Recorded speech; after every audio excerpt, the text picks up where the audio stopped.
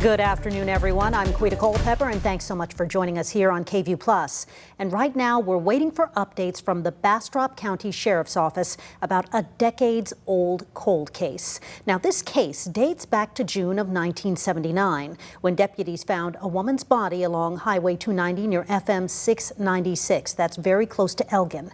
Now, this woman was never identified, but today, 44 years after her body was found, the Sheriff's Office is providing new information about this case. All right, let's go to the Bastrop County Sheriff's Office, where they are speaking at the podium right now. Let's listen in. And at the time, the investigators concluded that Henry Lee Lucas was a suspect in the case. And so there is a nexus there. I'll have Sergeant Miller talk about that in a few minutes. So in 2019, we started exhuming the body.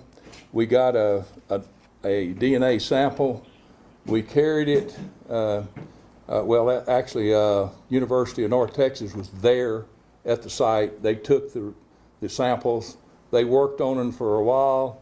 They finally concluded that they could not come up with a match. So in 2022, we then exhumed the body again, and we got additional DNA. At that time, we were working with Texas State and a nonprofit with Texas State, and we were able to, through their diligence and through Sergeant Miller's diligence, we were able to go ahead and identify the body. The problem was she was adopted, so that really played with us on our DNA because we had an adopted family involved in this. But eventually we did get the person identified. And what I'd like to really say is that we're not only due diligent, and this should be an example for law enforcement, in identifying the suspect.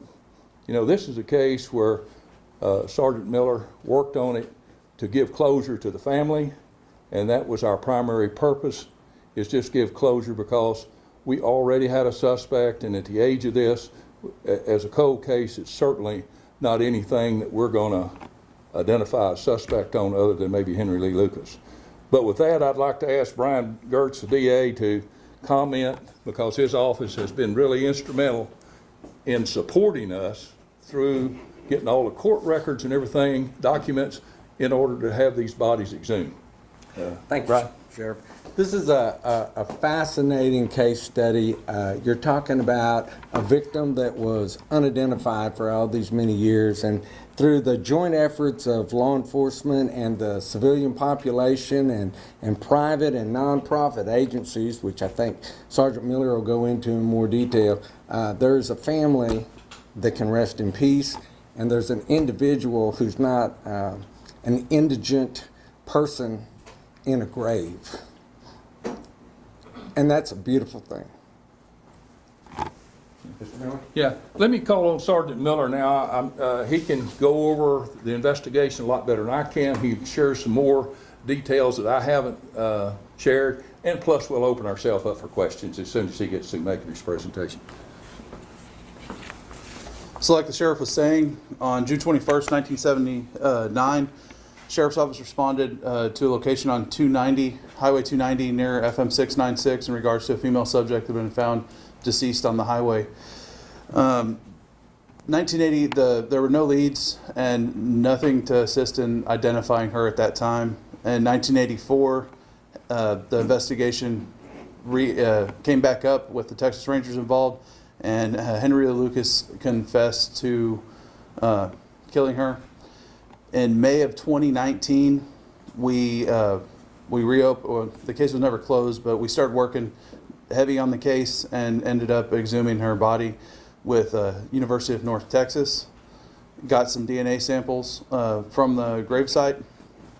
We didn't get everything that we needed, so in September of 22, we again working with a private lab, Orthram, and the website DNAsolves.com, were able to do forensic genealogy on the case, which led us to a family tree, and then some more digging led to her identity being discovered after we found out she was adopted. And I'd like to add at this point too that we actually use seized money that we got off of people doing illegal acts, and we contributed 1/3. The DA's office contributed 1/3, and the nonprofit contributed 1/3, and so we were able to, other words, support this investigation through private donations. But we felt strong enough about it that we did use our seized money for this. So, y'all have any questions at this point? Oh, go ahead, Brian. Yeah, and I can add one more thing to this. Under the rest in peace category, last week would have been this individual's 67th birthday. Yeah. Right. Based on her date of birth. And we have notified the families, because we have an adopted, child. We have both sides of this family.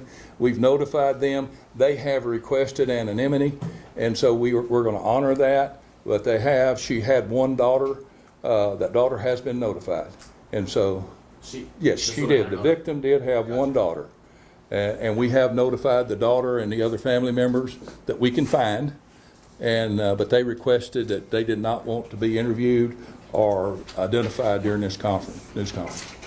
So with that, I'll open it up for you to ask anything you want to ask. I think one of the questions in regards to Henry Lucas was there were reports that he maybe confessed like somewhat of 100 crimes at that time and then redacted. He also mentioned that he stabbed this woman, but obviously through y'all, it was like a broken pelvis, So is he still, even though he has gone back correct and said that he didn't do this now, is that where we're at, or is he always maintained that he has killed her? Well, let me answer that if I can. I was chief of the Texas Rangers at one time when Henry Lee Lucas' investigation was going on. Henry Lee recanted a bunch of his confessions. This particular one, I can't remember whether, and if you know, tell me, correct me, but I don't know that he recanted this particular one, but he was accused of about 200. And then he recanted a bunch of it, and there was as you recall, there was a lot of activity going on about Henry Lee and Otis Toole. His running mate was Otis Toole, and he went to prison. He stayed in prison the rest of his life, and he was convicted on the Orange Sox case and 10 other murders at the time. And so he lived his life out in prison. He was never executed, but at any rate, I know Henry Lee was capable of committing murder. Otis Toole was capable of committing murder. There's no question in my mind. How many they did, God only knows. So just to clarify, Henry Lee Lucas is being deemed as a suspect in Mrs. Is it Smith's death or? Yeah. He has been listed in the investigation as we went back and reviewed the files, because none of us here was here whenever that was going on. I don't think you were even here, were you? No, I was barely born. Yeah, but anyway, so. He's dead, right?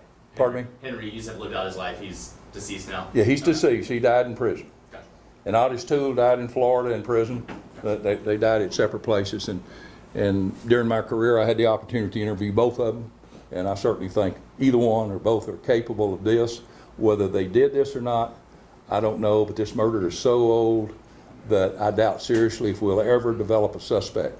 But I don't put anything past this guy here. If something comes up, he gets a little head start, he'll get after it. So when the body was resumed in 2022, you say the DNA evidence is what was able to allow y'all to solve this case. What was the connection to bring us here today? Because that was, like a year ago. We were able to give Jane Doe a name using the Ortham Labs and the website DNAsolves.com.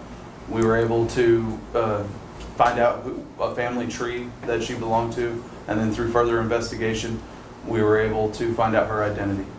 Okay. And you were able to do that this year or in 2022? When did that? Most of that occurred this year. Okay. It took the lab a little time to get the DNA that they needed in order to get a forensic genealogy profile, a profile suitable enough to do the genealogy work, and then a genealogist did some of the work to get to a family tree. Very good. And were y'all considering this a cold case previously, or is it safe to say it was a cold case? well, not necessarily a cold case in the traditional sense, but anytime we have a victim that's unidentified, it's a cold case to us.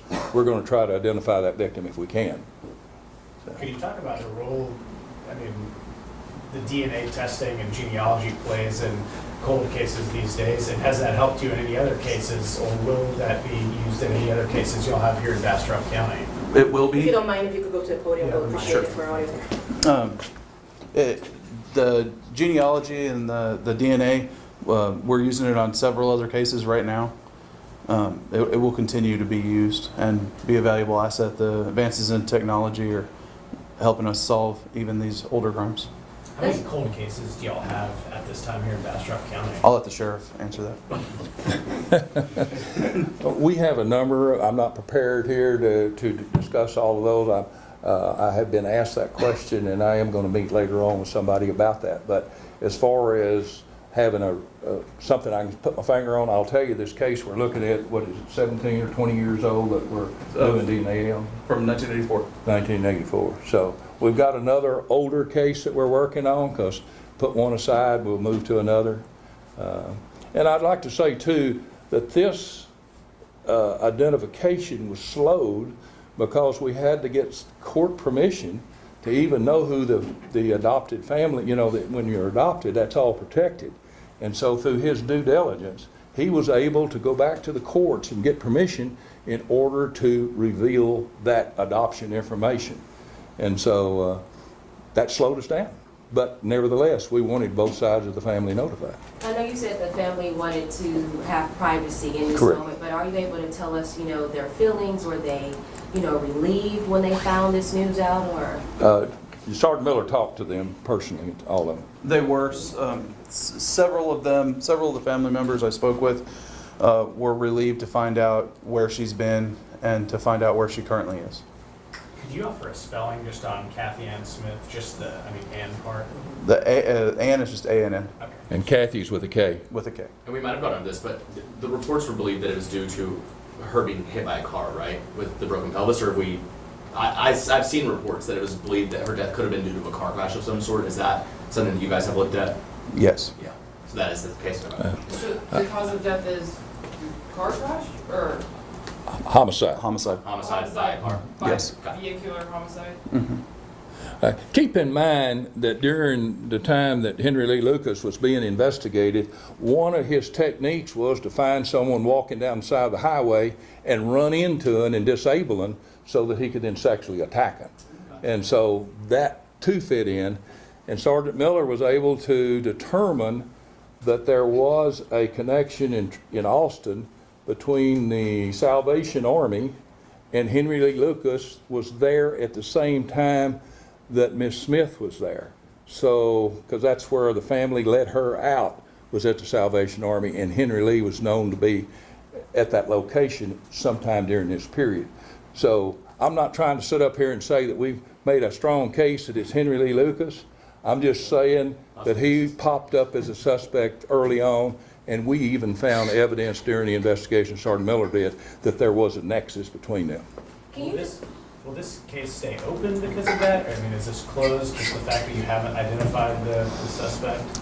In a case like this, it's never closed, because if something pops or something happens, or this news broadcast renews some energy out there for us to investigate, we certainly will pick the trail up and go with it.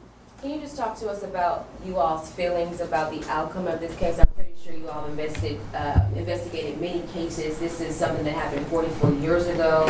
You were able to bring closure to a family. What are y'all's feelings or reaction on that? Brian, you want to talk about that? If I can get through it, most of these press conferences that we do are with crimes that are in real time. Here, we have a case that's older than, I'd say, most of the people in this room.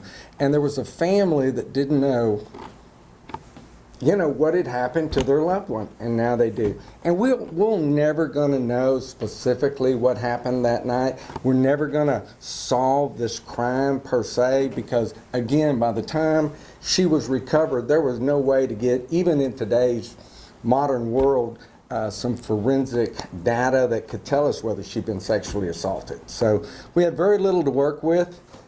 Very little to work with. I was there in 2019 when we exhumed her the first time. We didn't get enough DNA for the lab to be able to get a full genetic markup. So we had a partial.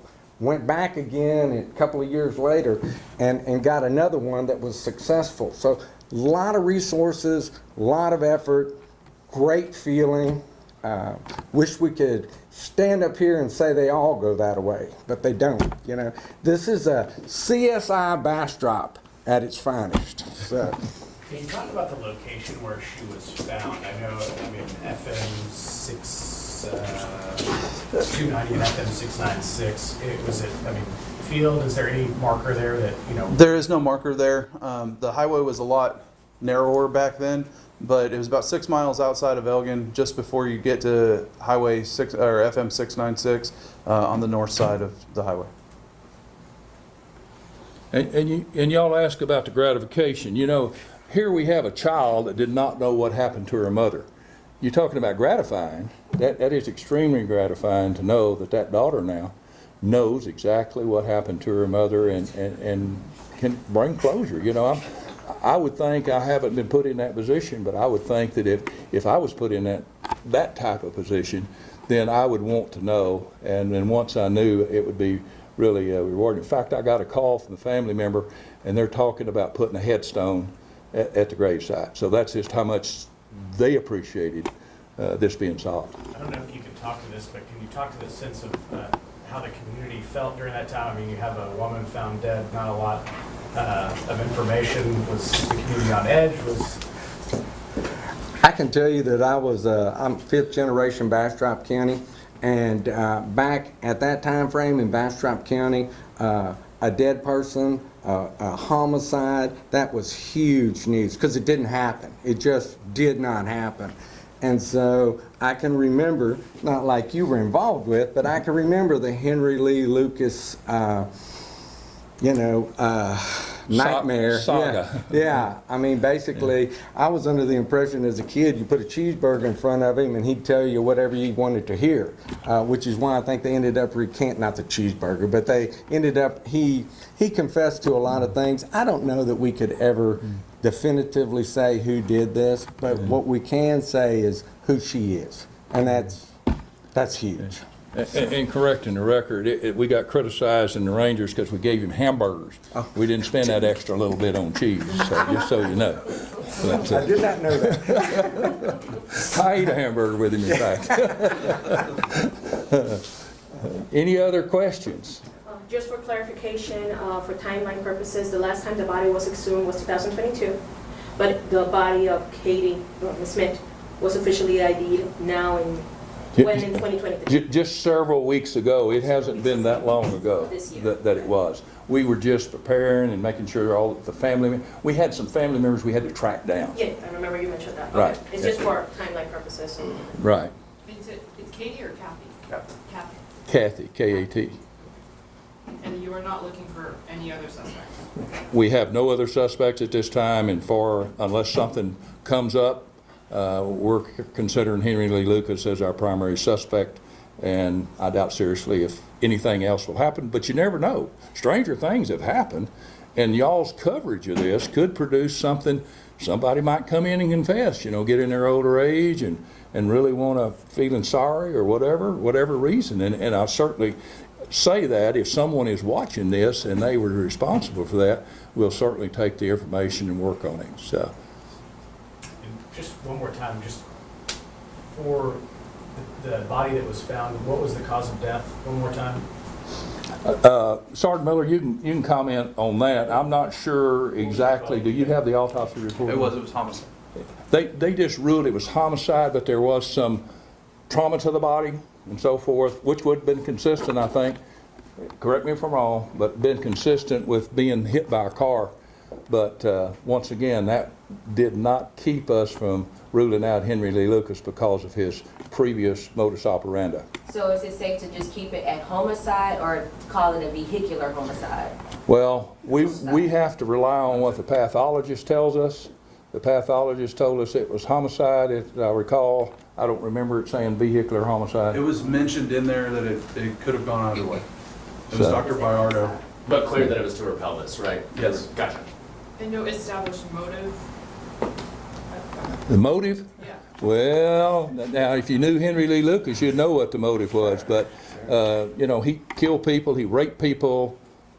I would say some other things, but I won't, what other things he did to the bodies, but I won't say that because it's not proper here.